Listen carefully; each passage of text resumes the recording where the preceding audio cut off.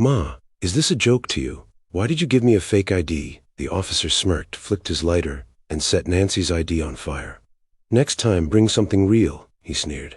He thought he could silence her by burning her ID, but he didn't know who she really was. The low hum of the highway filled the quiet of the car as Nancy adjusted her rearview mirror. She was tired, but it was the good kind of tired. The kind that came after a productive day at work, knowing she had given it her all. It had been a long shift at the law firm, but her mind wasn't on court cases or deadlines anymore.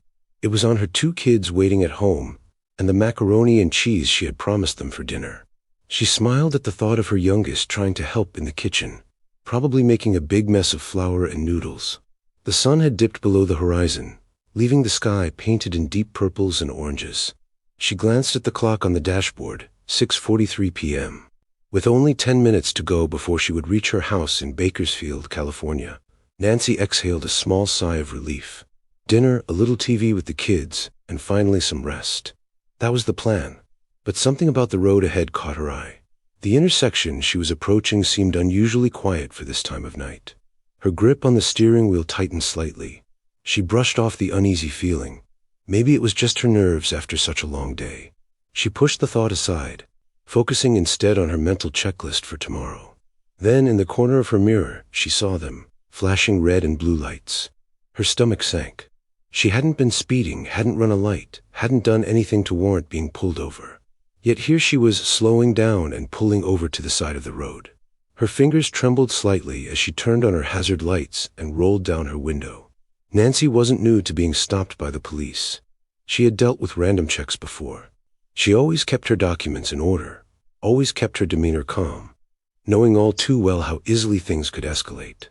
But this time felt different, heavier. She watched as the officer stepped out of his cruiser, his figure silhouetted against the flashing lights. His movements were deliberate, almost slow as he approached. A ripple of unease ran through her chest. The officer's flashlight beamed directly into her face, forcing her to squint. He didn't speak right away. Instead, he let the silence stretch before finally asking flatly, "License and registration." His voice was cold, almost stripped of professionalism. Nancy nodded carefully, moving slowly as she reached into her purse and glove compartment. She handed him the documents, her hand steady even though her heart wasn't. "Here you go, officer," she said, her tone calm and respectful.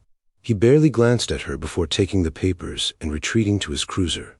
Nancy exhaled, gripping the steering wheel tightly. Through her side mirror, she saw him lingering in his car longer than seemed necessary. Minutes ticked by. The tension in her chest grew heavier with each second. When he finally returned, something in his demeanor had changed. His posture was rigid, his expression hard. He waved her ID in the air, his brow furrowed. "This doesn't look right," he said, his tone sharp and accusing. "Are you sure this is yours?" Nancy blinked, confused. "Yes, sir. That's my ID. It's valid and up to date. If there's an issue, I'd be happy to." He cut her off with a sharp gesture. "We'll see about that." Leaning down, his face came just inches from hers. "What's someone like you doing in this area?" Her heart skipped a beat. "Someone like me?" she echoed softly, the implication stinging. But she kept her composure. "Officer, I'm just heading home to my family. I haven't broken any law." "Fake," he muttered. Her eyes widened. "Sir, I don't understand. That's my ID. If there's a problem, you can check it in your system. I don't need your advice on how to do my job," he snapped, his glare pressing down on her like a weight. Nancy's voice remained steady, though her chest was tight. "Please, officer, I'm not trying to." Before she could finish, he raised his hand, her ID pinched between his fingers like it was garbage. To her horror, he pulled a lighter from his pocket. Her breath caught. "Maybe this will teach you a lesson," he sneered. In one fluid motion, he flicked the lighter. A small flame danced dangerously close to her ID. "Wait, you can't." Nancy's voice rose, but it was too late. The flame caught the edge of the card. Within seconds, it curled, blackened, and shriveled in his hand. The acrid smell of burning plastic filled the night air. He dropped the charred remains onto the pavement at her feet. Nancy stared, frozen in disbelief. Her whisper broke through the heavy silence, trembling with shock and anger. "Why would you do that?" The officer smirked again, his expression smug and unapologetic. "Next time bring something real," he said coldly. Without another word, he turned and walked back to his cruiser, leaving Nancy sitting there stunned and speechless. His car roared back to life and sped off into the night. Nancy's hands trembled on the steering wheel. She looked down at the crumpled, burned remains of her ID lying on the asphalt, her mind reeling. This wasn't just an abuse of power. It was personal, it was targeted, and it was deeply wrong. The initial shock began to melt into something else. Nancy grabbed her phone, her fingers fumbling as she opened the dash cam app she'd installed years ago. To her relief, it had been recording the entire time, capturing everything: his words, his actions, his blatant disregard for justice. She played back a snippet of the footage, her jaw tightening as she listened to his mocking tone. This wasn't just about her anymore. This was about every person who had ever been humiliated, intimidated, or dehumanized by someone who was supposed to protect and serve. But even as the weight of what had just happened sank in, Nancy knew one thing for sure: she wasn't going to let this slide. Nancy sat in her car for a long moment, the silence pressing heavily around her. Her mind was racing, thoughts tumbling over each other, but her actions were deliberate. With trembling hands, she picked up her phone and dialed the first number that came to mind. "Elliot, it's me," she said, her voice steady despite the whirlwind of emotions swirling inside her. Elliot was not just her attorney. He was a trusted friend who had stood by her through countless legal battles and personal struggles. Nancy recounted what had just happened, her tone calm but firm as she explained every detail. "That's not just misconduct," Elliot said after a pause. "That's blatant abuse of power. You've got the dash cam footage, right?" "Yes," Nancy replied quietly. "It recorded everything, his words, his actions, even the lighter." Her voice faltered slightly at the memory of her ID burning in front of her.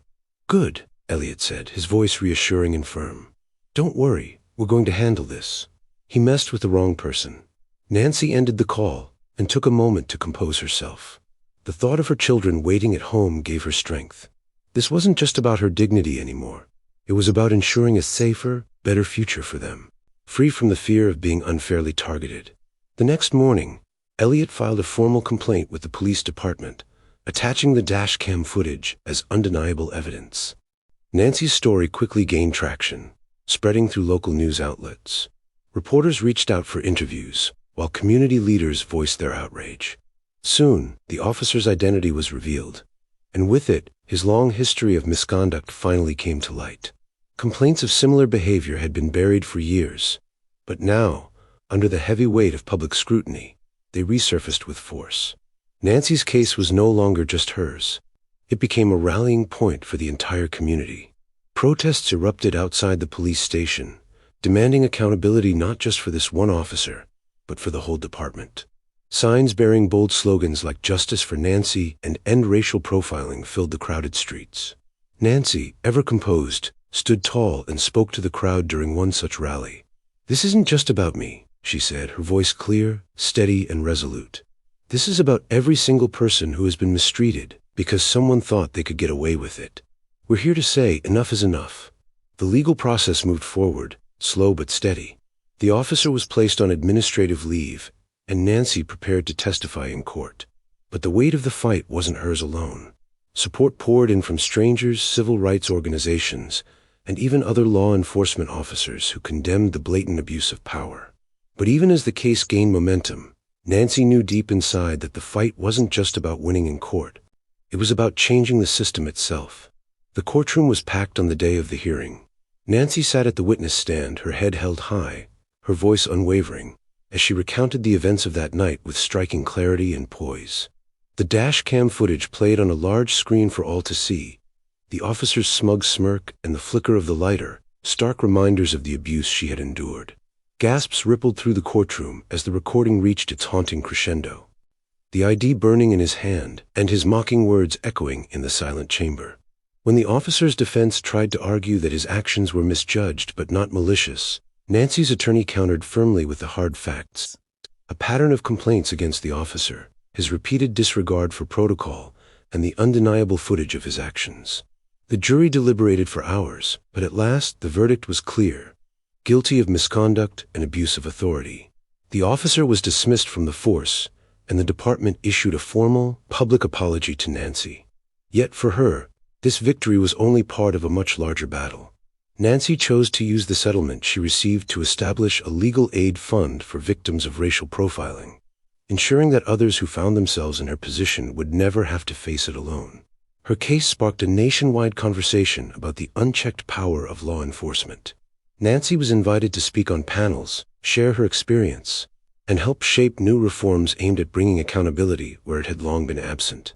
Her voice became a beacon for change. "Accountability isn't just about punishment," she said in one interview.